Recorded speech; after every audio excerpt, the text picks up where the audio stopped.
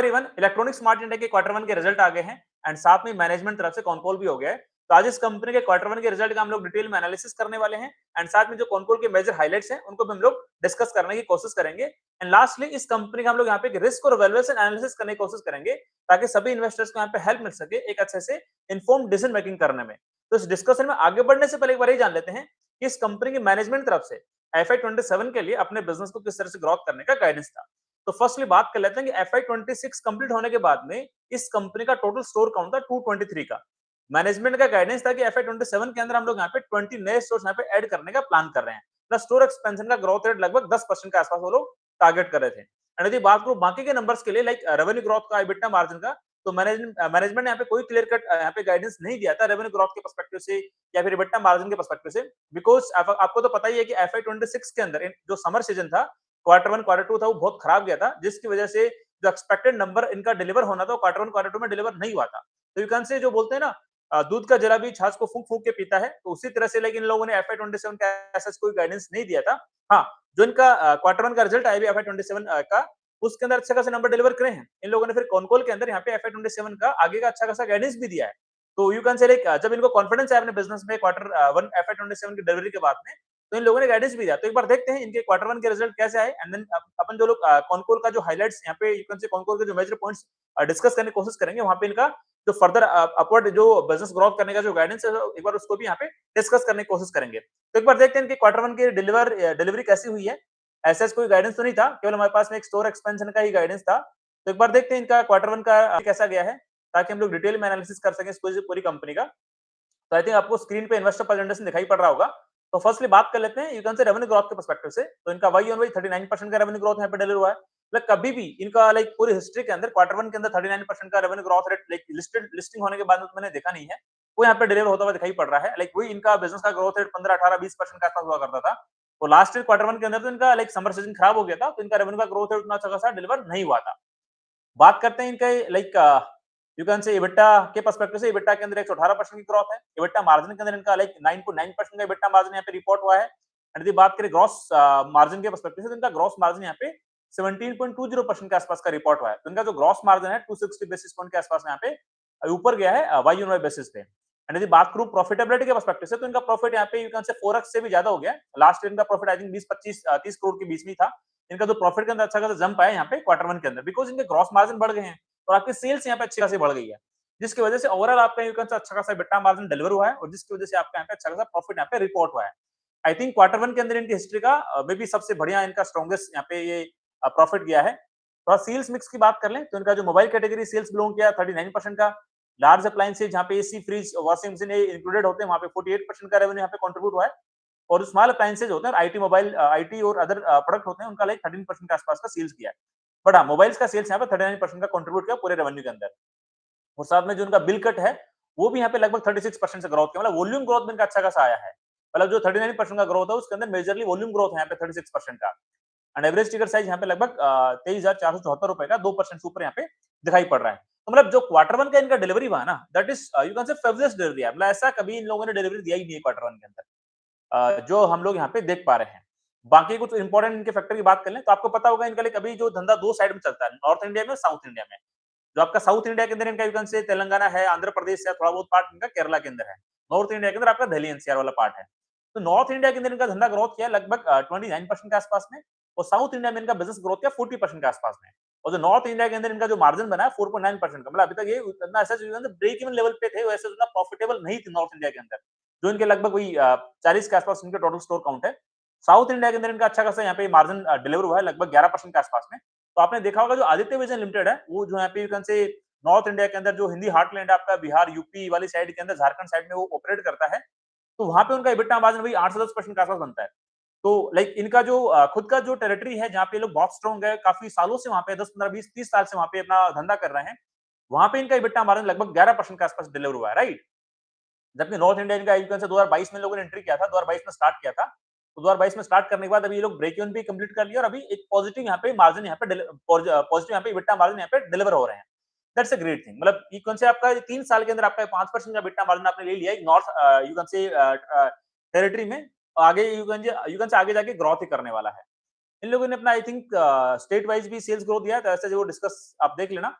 अब एक बार देखते हैं इनका स्टोर की मैच्योरिटी के पर्सपेक्टिव से। तो इनका कहना है कि हमारा जो स्टोर 4 साल पुराना हो जाता है ना, वो यहाँ पे अच्छा खासा EBITDA मार्जिन देता है, लगभग 11% के ऊपर का। और जो हमारा स्टोर 4 साल से पुराना होता है, वो हमारा 8% का EBITDA मार्जिन देता है। और लास्ट के 4 साल के अंदर इनका मतलब देखो ना, 4 साल से कम वाले स्टोर काउंट कितने, 131 स्टोर है। मतलब 227 में से 131 स्टोर इनके 4 साल से कम वाले हैं। बिकॉज़ क्वार्टर 1 के अंदर इन लोगों ने 4 स्टोर ऐड किए, तो टोटल इनके 227 स्टोर हो गए हैं। एंड वहां पे इनका रेवेन्यू कंट्रीब्यूशन कम है, और जैसे जैसे ये वाले स्टोर मैच्योर बनेंगे, तो आगे जाके इनका यहाँ पे अच्छा खासा रेवेन्यू ग्रोथ डिलीवर होगा अपकमिंग ईयर्स के अंदर, इन वाले स्टोर से जो भी नए यहाँ पे ऐड हुए हैं लास्ट के 4 साल के अंदर। 131 स्टोर यहाँ पे जो ऐड हुए हैं, राइट। एवरेज स्टोर का एज यहाँ पे 2 साल के आसपास में है, और जो नए वाले स्टोर यहाँ पे EBITDA मार्जिन बनाते हैं 8% के आसपास का। अब देखते हैं कि कुछ और इंपॉर्टेंट स्लाइड्स पर उनको भी कवर करने की कोशिश करते हैं। तो इन लोगों ने बहुत अच्छी बात यहाँ पे दिखाई है, इनका जो कैश फ्लो फ्रॉम ऑपरेशन है क्वार्टर 1 के अंदर 671 करोड़ रुपए के आसपास का आया है। That's a great thing. और जो वर्किंग कैपिटल डेज है वो यहाँ पे 73 डेज था, FY26 के बैलेंस शीट के अकॉर्डिंग वो भी इंप्रूव होके 42 डेज पे आ गया है। और जो इनका क्वार्टर 1 का जो रिटर्न ऑन इक्विटी है लगभग 12.60% के आसपास में है। रिटर्न ऑन कैपिटल एम्प्लॉयड लगभग 19 से 19% के आसपास में क्वार्टर 1 के नंबर्स के बेसिस पे। तो ये काइंड ऑफ ने लाइक क्वार्टर 1 के नंबर को देखने की कोशिश करी। एक बार तो डिटेलिंग कर लेते हैं। तो आप यहाँ पे इसमें देख पा रहे होंगे कि इनका जो EBITDA मार्जिन है लास्ट ईयर क्वार्टर 1 के अंदर इनका EBITDA मार्जिन था 6.3% के आसपास का, बिकॉज़ बहुत ही वीक क्वार्टर गया था। और इस बार EBITDA मार्जिन है 9.9% के आसपास का। अब यहाँ पे एक चीज़ आप यहाँ पे ये वाला ऑब्जर्वेशन करो, लाइक हम लोग जब इनका वैल्यूएशन एनालिसिस करेंगे ना, तो ये चीज़ मैं यहाँ पे आपको जो यहाँ पे दिखाने की कोशिश कर रहा हूँ, आपका इंटरेस्ट कॉस्ट और आपका डेप्रिसिएशन की कॉस्ट। तो जो अगर लास्ट इनका डेप्रिसिएशन कॉस्ट था लगभग 37 करोड़ रुपीज़ के आसपास का, अब है 41.60 करोड़ रुपए के आसपास का। तो इनका जो डेप्रिसिएशन कॉस्ट है लगभग यू 10-12-15% के आसपास, एक रेंज में बढ़ रही है 10 से 15% के आसपास में। तो सिमिलर काइंड ऑफ हम लोग डेप्रिसिएशन का यू कैन से इंक्रीमेंटल यहाँ पे लेंगे आपका FY27 के एक्सपेक्टेड नंबर के लिए। बात करो फाइनेंस कॉस्ट की, तो यहाँ पे लगभग सिमिलर दिखाई दिया, बिकॉज़ इन लोगों ने FY26 के एंड में कुछ डेट रिपेमेंट कर दिया था।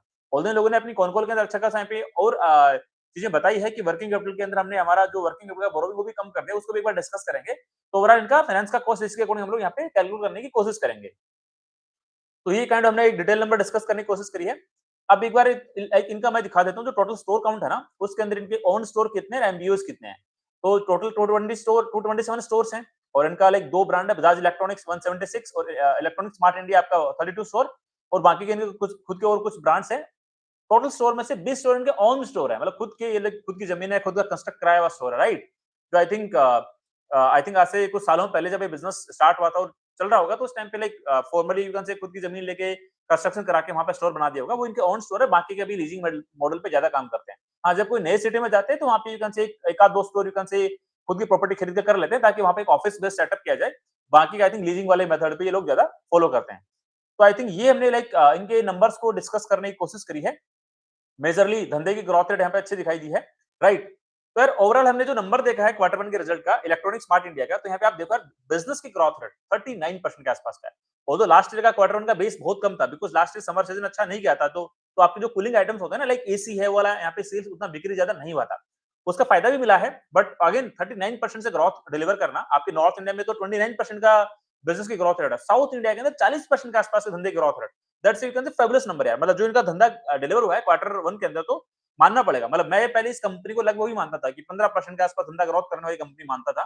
बट इस बार लोगों ने जो कॉन कॉल किया ना, तो कॉन कॉल के अंदर जो जो चीजें बताई है, वो देख के सारा मैं इनसे इंप्रेस हुआ। उसके बाद आई डिसाइडेड कि लाइक मैं इस कंपनी को कवर करने की कोशिश करता हूँ। लाइक तो लाइक आपको आपने याद होगा, लाइक लास्ट दो तीन क्वार्टर के रिजल्ट के अंदर मैंने इस कंपनी को वैसे कवर नहीं किया था, बिकॉज काफी स्टेगनेंट से नंबर आ रहे थे, और ऐसे इसको मैनेजमेंट कमेंट्री बड़ी स्ट्रॉन्ग नहीं आ रही थी।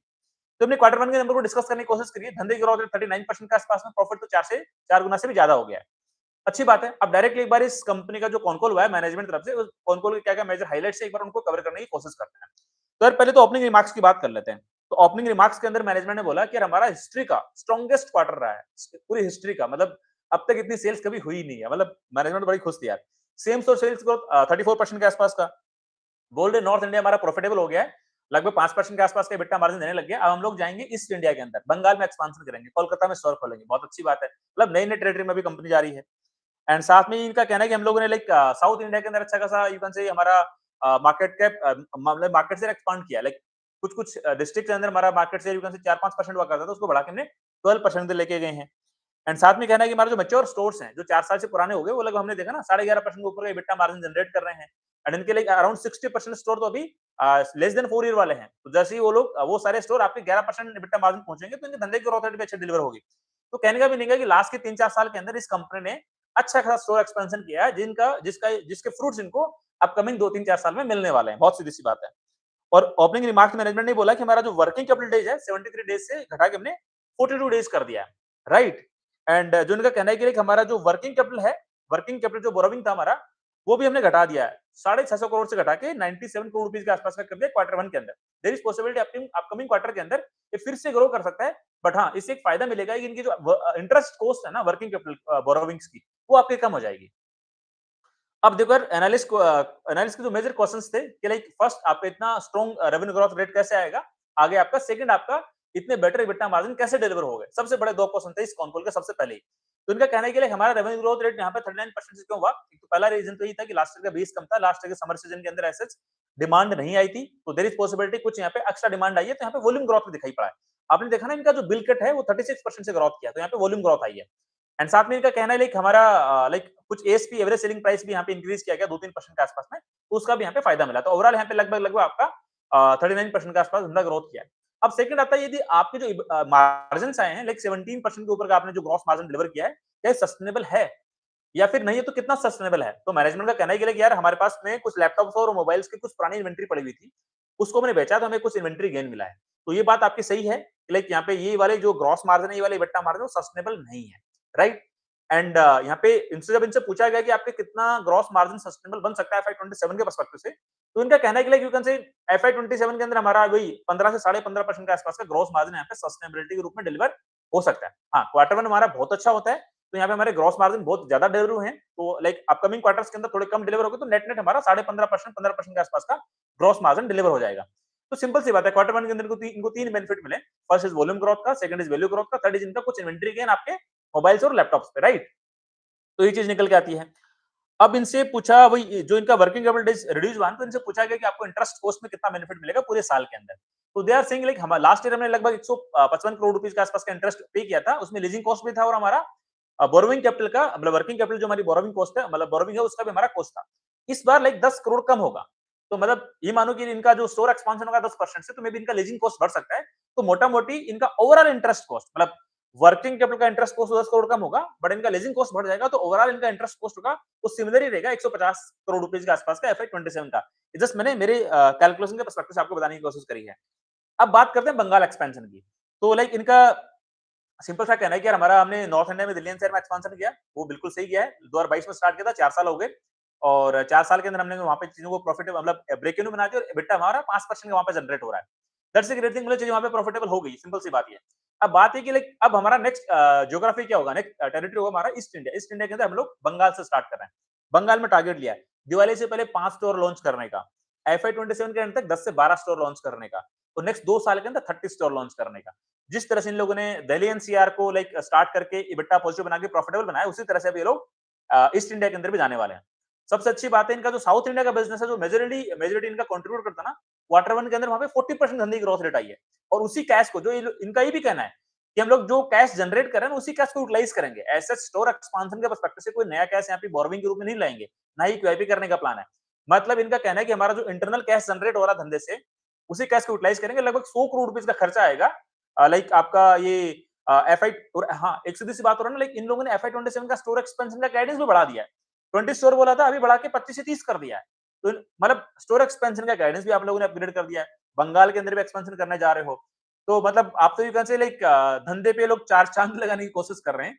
मतलब ठीक है, जब अच्छे दिन आते हैं किसी धंधे के, लाइक किसी क्वार्टर के अंदर मतलब क्वार्टर 1 के अंदर इनका लगभग आप देखो ना कितना CFO बना है, 650 करोड़ रुपए से ऊपर का इनका cash flow from operation positive बना है। तो यूटिलाइज करेंगे डेफिनेटली कैश को, जो इन लोगों का जो कैपिटल बना है। और इनका कहना भी है कि लोग हमारा जो अगले खर्चे होंगे लाइक 100 करोड़ रुपए का FY27 का एक्सपांशन है, 50 करोड़ रुपए ये लोग प्रॉपर्टी खरीदने वाले हैं कोलकाता के अंदर, तो उस वाले पर्सपेक्टिव से लाइक खर्चा होगा। तो इनका कहना है कि जो भी हमारा खर्चा होने वाला है नेक्स्ट 2-3 साल के अंदर, सारा का सारा हमारा इंटरनल कैश जो जनरेट होगा उसी से हम लोग यू कैन से सारे खर्चे एग्जीक्यूट करेंगे, सारा यू कैन से यहाँ पे जो भी कैपेक्स करना सारा काम करेंगे।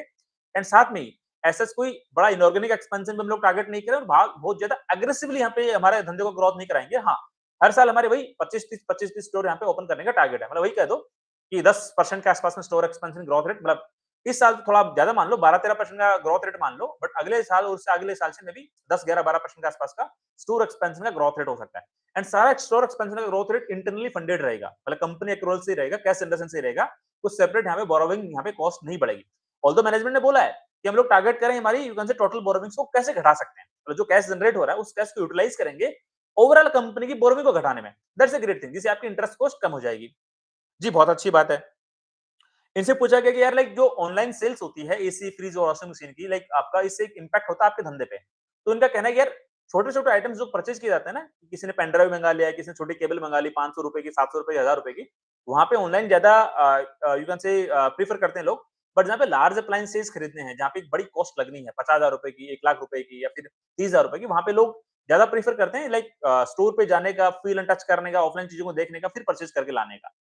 तो बोल रहे हैं कि और आपने देखा ना इनका जो मेजॉरिटी ऑफ द सेल्स है लाइक लार्ज अप्लायंसेस और मोबाइल वाले कैटेगरी से ही आता है। आई थिंक छोटे वाले से लगभग 11% के आसपास का रेवेन्यू कंट्रीब्यूशन होता है। तो जो लोग स्टोर पे चला गया, बड़ी चीज़ खरीदने, हो सकता है 1-2 छोटी चीज़ें भी और ले आता है साथ में, उस वाले पर्सपेक्टिव से। बट इनका majority of the revenue mobile sales और लार्ज अप्लायंसेस से आता है, राइट? तो ये वाला एंगल भी हो गया, ये वाला ऑनलाइन को कैसे कंपीट करोगे, वो वाला भी चीज़ें कवर कर दी है। अब बात करते हैं इस पूरे कॉन कॉल हाइलाइट के मेजर डिस्कशन की। यार इनका एफआई 27 का धंधे का ग्रोथ रेट का क्या गाइडेंस दिया है? तो मैनेजमेंट तो एफआई 26 के सारे क्वार्टर्स की कॉन कॉल के अंदर हमेशा कतराती थी कि किस तरह से धंधा हमारा ग्रोथ होगा, कितना डिलीवर होगा। बट इस बार क्वार्टर 1 की कॉन कॉल के बाद में मैनेजमेंट ने कॉन्फिडेंटली अपना एफआई 27 का एक्सपेक्टेड रेवेन्यू ग्रोथ रेट यहाँ पे बताया है। इनका कहना है कि 18 से 20% तो हम लोग इजीली अचीव कर लेंगे। बिकॉज़ क्वार्टर 1 ही आपका इतना अच्छा चला गया, तो आप और क्वार्टर 1 आपका मेजॉरिटी ऑफ द कंट्रीब्यूशन करता है पूरे धंधे के अंदर। तो आपका यदि क्वार्टर 1 इतना अच्छा चला गया तो डेफिनिटली 18 से 20% तो अचीवेबल है। मे बी चीज़ें अच्छी हुई, फेस्टिव सीजन हमारा अच्छा गया, बंगाल लॉन्च हमारा अच्छा गया, तो 25% का धंधे का ग्रोथ रेट भी यहाँ पे डिलीवर हो सकता है। बात करें एबिटा मार्जिन के पर्सपेक्टिव से, तो मैनेजमेंट का कहना है कि जिस तरह से हमारा क्वार्टर 1 गया है, तो ओवरऑल हमारा एबिटा मार्जिन 7.5 से 8% तो इजीली आ जाएगा, बहुत।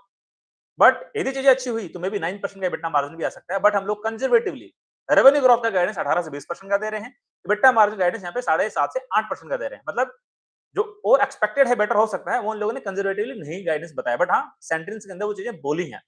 तो ठीक है, हम लोग एज सच जो इनका कंजर्वेटिव गाइडेंस के अपर रेंज है ना, उसी को लेकर सारी कैलकुलेशन करेंगे हमारे वैल्यूएशन एनालिसिस के अंदर। हाँ, 9% का एबिटा मार्जिन और 25% की रेवेन्यू ग्रोथ रेट कंसीडर नहीं करेंगे, बिकॉज़ वहाँ पे मैनेजमेंट कंजर्वेटिवली प्ले करना चाहता है। ये हमने गाइडेंस की बात कर ली है। अब बात करते हैं यार इस बिज़नेस में क्या रिस्क यहाँ पे नज़र आते हैं, रिस्क एनालिसिस के पर्सपेक्टिव से। तो मेजरली मेरे को एक ही रिस्क नज़र आती है कि यार जब समर सीज़न अच्छा होता है, तो धंधा अच्छे से चलता है। लाइक भले आदित्य विजन की बात कर लो, चाहे इलेक्ट्रॉनिक स्मार्ट इंडिया की बात कर लो, तब ये बिज़नेस अच्छे चलते हैं, बिकॉज़ यहाँ पे मेजॉरिटी ऑफ द रेवेन्यू का कंट्रीब्यूशन लार्ज अप्लायंसेस से आता है। लाइक आपका लाइक फ्रिज हो गया, एसी हो गया, लाइक इनसे आता है। तो सीधी सी बात है, यदि आपका समर सीजन अच्छा है, तो आपके एसी की सेल्स अच्छे होंगे। समर सीजन आपका अच्छा नहीं गया, जैसे लास्ट ईयर नॉर्थ इंडिया के अंदर समर सीजन बिल्कुल भी अच्छा नहीं गया था। क्वार्टर 1 क्वार्टर 2 के अंदर बहुत बारिश हुई थी, बहुत बारिश पे बारिश हो रही थी, तो लोगों ने उतना खरीदा नहीं एसी। तो दोनों कंपनीज का रेवेन्यू का ग्रोथ रेट वहाँ पे काफी स्टेगनेंट दिखाई देता है लास्ट ईयर क्वार्टर 1 क्वार्टर 2 के अंदर। तो नॉर्मली वही एक सबसे बड़ा रिस्क यहाँ पे ये नजर आता है कि लाइक आपका समर सीजन अच्छा जाना चाहिए, यदि समर सीजन अच्छा जाएगा, तो आपका धंधा में फ्लरिश करेगा वाई यूं बहुत अच्छे तरीके से। अब वही है कि इस बार इनका इतना अच्छा धंधे का ग्रोथ रेट आ गया है क्वार्टर 1 के अंदर, तो नेक्स्ट ईयर यदि समर सीजन अच्छा गया, तब तो में भी धंधे का ग्रोथ रेट आएगा। और यदि समर सीजन अच्छा नहीं गया, तो फिर वॉल्यूम ग्रोथ नहीं आएगा, फिर आपका रेवेन्यू ग्रोथ यहाँ पे दिखाई ना देगा, स्टेगनेंट सी ग्रोथ दिखाई पड़ेगी, राइट? तो रिस्क है मेजरली, तो आपको इसको कंसिडर करके चलना ही पड़ेगा। बट एफआई 27 के लिए तो लाइक समर सीजन का पहला क्वार्टर जा चुका है, और जुलाई के अंदर भी डिमांड अच्छी थी, जो हमने लाइक आदित्य विजन की कॉन कॉल के अंदर देखा था कि जुलाई में हमारा डिमांड अच्छा जा रहा है, सारी चीजें अच्छी है, कोई दिक्कत वाली बात ही नहीं है। तो ठीक है, लाइक आपका इस बार तो क्वार्टर में बहुत अच्छा गया, क्वार्टर 2 भी अच्छा जाने वाला है। तो जो हम लोग अभी लाइक यू कैन से यदि वैल्यूएशन एनालिसिस के पर्सपेक्टिव से बात करें, तो यू कैन से एफआई 27 की कैलकुलेशन करेंगे, उसके अंदर ऑलरेडी एफआई 27 का क्वार्टर 1 बहुत अच्छा जा चुका है, तो उसी के बेसिस पे सारी चीजें हम यहाँ पे कैलकुलेट करने की कोशिश करेंगे। तो देखो यार लास्ट ईयर यदि इनकी सेल्स कितनी हुई थी, 7200 करोड़ रुपए के आसपास की, 7200 करोड़ रुपए के आसपास में, राइट? और यदि मैं इस कंपनी के मार्केट कैप की बात करूं वैल्यूएशन एनालिसिस के पर्सपेक्टिव से, तो करंटली मार्केट कैप कितनी है, लगभग आई थिंक 6400 करोड़ रुपए के आसपास में है। मैनेजमेंट का जो कंजर्वेटिव गाइडेंस है 18 से 20% के आसपास में धंधा ग्रोथ कराने का, उसका अपर रेंज में लेता हूं, तो इनका एक्सपेक्टेड सेल्स कितना हो सकता है 527 का, लगभग 8600 करोड़ रुपए के आसपास का, मतलब कुछ से कुछ ज्यादा ही हो रहा है, बट मैं उसको राउंड फिगर करने के लिए 8600 करोड़ रुपए का यहाँ पे नंबर ले रहा हूँ। एबिटा मार्जिन गाइडेंस कितना, 7.5 से 8% के आसपास का, तो उनका एबिटा कितना बनेगा, लगभग वही 660 से 670 680 करोड़ रुपए के आसपास का। अदर इनकम इनका कितना बनता है, वही लगभग 10-20 करोड़ रुपए के आसपास का। इनका इंटरेस्ट कॉस्ट कितना जाएगा, जो हमने अभी डिस्कस किया ना कौन कौन के पॉइंट्स के अंदर, 150 करोड़ रुपए के आसपास का। डिप्रिसिएशन का कॉस्ट कितना जाएगा, इनका लास्ट ईयर का डिप्रिसिएशन कॉस्ट कितना था, 155 करोड़ रुपए के आसपास में। 10-12% ग्रोथ लेता हूं, 170 करोड़ रुपए के आसपास का इनका डिप्रिसिएशन का कॉस्ट हम लोग ले सकते हैं एफआई 27 के पर्सपेक्टिव से। तो यदि मैं एब्सोल्यूट एबिटा के अंदर अदर इनकम को जोड़ दूं और आपका इंटरेस्ट कॉस्ट घटाऊं और आपका डेप्रिसिएशन कॉस्ट घटाऊं तो आपका पीबीटी कितना निकल के आता है? वो आपका आता है लगभग 350 करोड़ रुपए के आसपास में। जो अगर जो मैं यहाँ पे नंबर कैलकुलेट कर रहा हूँ ना अप्रोक्सीमेटली नंबर है। प्लीज इनको आप ये मत मानना कि यार 350 मैंने बोला तो 360 कैसे हो गया, 340 कैसे हो गया। वो प्लीज आप देखना प्लस माइनस 10-15 करोड़ रुपीज के आसपास का हो जाता है। बिकॉज हम लोग यहाँ पे अप्रोक्सीमेटली नंबर कैलकुलेट करने की कोशिश कर रहे हैं और मैनेजमेंट का गाइडेंस भी तो रेंजेस के अंदर ही है ना। धंधे ग्रोथ रेट 18 से 20%, एबिटा मार्जिन 7.5 से 8%। तो प्लीज वो आप बेर करना। अब देखो पीबीटी कितना है 350 करोड़ रुपए के आसपास में, पैट कितना बनेगा वही लगभग आपका 260 करोड़ रुपए के आसपास में। तो देखो यार कंपनी के करंटली मार्केट कैप कितनी है 6400 करोड़ रुपए के आसपास में। ऑल्दो रिजल्ट आने के बाद मार्केट कैप 10% से बढ़ गई थी, तो बड़ी मार्केट कैप बता रहा हूं आपको 6400 करोड़ रुपए के आसपास में। कंपनी का एक्सपेक्टेड पैट कितना होगा FY27 का लगभग 260 करोड़ रुपए के आसपास में, प्लस माइनस 10-15 करोड़ आप देख लेना। तो इनका फॉरवर्ड पी रेशियो यदि मैं कैलकुलेट करने की कोशिश करूं तो कितना आएगा, तो आएगा लगभग 25 के आसपास में। धंधे ग्रोथ रेट यहाँ पे कितनी है लगभग 20% के आसपास में। तो आपका फॉरवर्ड पैग रेशियो कितना आएगा लगभग 1.2 से 1.3 के आसपास में। तो आप ये देखो यार 20% की धंधे ग्रोथ रेट, एक कंज्यूमर बिजनेस मतलब ये कंप्लीटली रिटेल कंज्यूमर बिजनेस है। तो और आपका फॉरवर्ड पैग रेशियो 1.2 1.3 के आसपास में है। तो आई थिंक एज सच कोई एक्सपेंसिव वैल्यूएशन तो नहीं है, बहुत अट्रैक्टिव भी नहीं है, बट हाँ एक फेयर वैल्यूएशन पे काइंड ऑफ ये बिजनेस यहाँ पे ट्रेड करता हुआ दिखाई पड़ रहा है। बिकॉज हमने डिस्कस किया था ना आपका लाइक आदित्य विजन लिमिटेड के अंदर फॉरवर्ड पैग रेशियो 2 के ऊपर आ रहा था। और यदि ईवी टू बिट्टा के पर्सपेक्टिव से बात कर लें तो आप देखो ना आदित्य विजन का ईवी टू बिट्टा लगभग कितना है आपका, आई थिंक 30 के आसपास में है, 30 से ऊपर ही है शायद। और इसका करंटली जो क्वार्टर वन के रिजल्ट की बात का जो ईवी टू बिट्टा लगभग आई थिंक 14-15 के आसपास में है। तो धंधे ग्रोथ रेट आदित्य विजन कितनी होगी FY27 कितना हमने डिस्कस किया था 20 से 25% की बेस में। इस कंपनी का धंधे ग्रोथ रेट कितना एक्सपेक्टेड है अराउंड 20% के आसपास है, थोड़ा ज्यादा भी हो सकता है बिकॉज क्वार्टर वन बहुत अच्छा गया है। तो FY27 के पर्सपेक्टिव से यदि आप कंपेयर करने की कोशिश करो तो आई थिंक वैल्यूएशन का कंफर्ट कौन सी कंपनी में आ रहा है, आई थिंक आपको अब आंसर मिल चुका होगा। बिकॉज वहां तो फॉरवर्ड पैग रेशियो 2 के ऊपर का था और यहाँ तो ऑलरेडी फॉरवर्ड पैग रेशियो 1.3 के आसपास का आ रहा है FY27 के एक्सपेक्टेड धंधे के अकॉर्डिंगली। हाँ FY28 के अंदर देखना पड़ेगा क्या ये कंपनी फिर से 20% धंधा ग्रोथ रेट डिलीवर कर पाएगा कि नहीं कर पाएगा। इनका स्टोर एक्सपेंशन का टारगेट है 25 से 30 स्टोर लॉन्च करने का हर एक ईयर के अंदर। तो आप देखो इस साल तो ठीक है 20% के आसपास है, फिर उससे ज्यादा धंधा यहाँ पे डिलीवर कर सकता है ग्रोथ के रूप में। यदि अगले साल क्वार्टर वन का समर अच्छा नहीं गया, मतलब ज्यादा बारिश होगी, समर सीजन अच्छा नहीं हुआ नॉर्थ इंडिया के अंदर या फिर बाकी के ज्योग्राफी के अंदर, तो फिर अगले साल आप उम्मीद मत लगाना कि कंपनी 20% से धंधे की ग्रोथ रेट यहाँ पे डिलीवर करेगी। बिकॉज जो मैंने रिस्क एनालिसिस में बताया ना आपको यार यहाँ पे समर सीजन पे बहुत ज्यादा डिपेंडेंसी है धंधे की। बिकॉज समर सीजन आपका रेवेन्यू को भी बूस्टअप मारता है, आपके ग्रॉस मार्जिन को भी बूस्टअप मारता है और आपकी प्रॉफिटेबिलिटी भी बढ़ाता है। तो वो एंगल से मैं आपको यहाँ पे बताने की कोशिश कर रहा हूँ, राइट। तो ठीक है इस बार तो लाइक धंधे की ग्रोथ रेट 20% के आसपास एक्सपेक्टेड है, फॉरवर्ड पैग रेशियो 1.3 के आसपास में, बट रिस्क नजर आती है FY28 के पर्सपेक्टिव से। कोई श्योरिटी नहीं कि 20% से ये धंधा ग्रोथ करेगा, वो डिपेंड करेगा समर सीजन पे। समर सीजन बहुत अच्छा गया तो बहुत अच्छा हो जाएगा, राइट। तो ये रिस्क आपको अपने यू कैन से अपने डिसीजन मेकिंग के अंदर ये चीज कंसिडर करके चलनी पड़ेगी। बट हाँ एज ऑन डेट FY27 के पर्सपेक्टिव से बोलूं तो हाँ एक फेयर काइंड ऑफ वैल्यूएशन पे कंपनी मेरे को ट्रेड करती है यहाँ पे नजर आती है। तो ये काइंड ऑफ मैंने लाइक आपका इलेक्ट्रॉनिक स्मार्ट इंडिया के बारे में मेरा point of view wholesale you can say भाई मेरी तरफ समरी देने की आपको कोशिश करी है कि मेरी तरफ से स्टॉक रिकमेंडेशन बिल्कुल भी नहीं है। आप लोग अपनी खुद की रिसर्च करना, खुद का एनालिसिस करना एंड जो आपके इन्वेस्टमेंट एडवाइजर हैं उनसे डिस्कस करके डिसाइड करना कि आपको इस कंपनी को अपनी वॉच लिस्ट का पार्ट बनाना है, पार्ट नहीं बनाना है। बिकॉज मैं बारी बारी से आप लोगों को कहता रहता हूँ कि I am not a SEBI registered research analyst, I am not a SEBI registered investment advisor, so I am not authorised to give stock recommendation. मेरा हमेशा टारगेट इतना ही होता है कि मैं आप लोगों को इतना सिखा दूं, इतना समझा दूं कि आप लोग भी अच्छे से सीख के as a independent active growth investor बन के अपने पोर्टफोलियो के डिसीजन इंडिपेंडेंटली खुद से लेना स्टार्ट कर दो। तो ठीक है, यदि आपके कोई क्वेरी क्वेश्चंस डाउट्स हैं तो डेफिनेटली आप मेरे को कमेंट सेक्शन पूछ सकते हो। आई विल ट्राई मैं आपके सारी क्वेरी क्वेश्चंस को वहां पे आंसर करने की कोशिश करूं। तो ठीक है, आज के लिए इतना ही, मिलते हैं नेक्स्ट वीडियो में, तब तक के लिए थैंक यू, बाय बाय।